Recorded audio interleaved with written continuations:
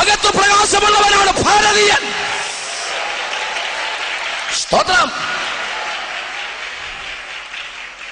ഇനി ത്രിവർണ്ണ പതാക, മുകളിൽ കുങ്കുമം, അടിയിൽ പച്ച, നടുക്ക് വെള്ള.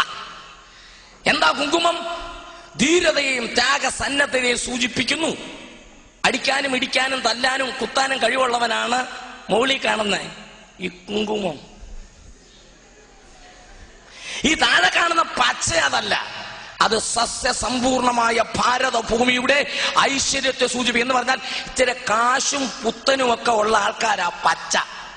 പിടികിട്ടിയോ? പക്ഷെ നടുക്കത്തെ വെള്ളയുണ്ടല്ലോ, അത് നമ്മളാ. മനസ്സിലായവർക്ക് ആ ദൈവത്തെ സ്തുതിക്കുന്നു. വെള്ള നടുക്ക് വന്നതിനാൽ ദൈവത്തെ വാഴ്ത്തുകയാണ്. ദേശീയ പതാകയുടെ നടുക്ക് വെള്ള കൊണ്ടുവന്ന എന്റെ ദൈവത്തിന് സ്തോത്രം. വെള്ള കൊണ്ടുവന്ന എന്റെ ദൈവത്തിന് സ്തോത്രം. തീർന്നില്ല. ഈ ചക്രം ഉണ്ടല്ലോ, ഈ അധികാരത്തിന്റെ ചിഹ്നം അശോകചക്രം, അത് വെള്ളയല്ല. അത് പച്ചയ്ക്കും കൊടുത്തില്ല, കുങ്കുമത്തിന് ദൈവം കൊടുത്തില്ല, അത് വെള്ളയ്ക്കാ തന്ന ഗ്ലോറി. ഇനി കേൾക്കണോ? അശോകചക്രം എന്നാ അതിന്റെ പേര്. ശോകം ദുഃഖം, അശോകം ദുഃഖം മാറുമെന്ന്.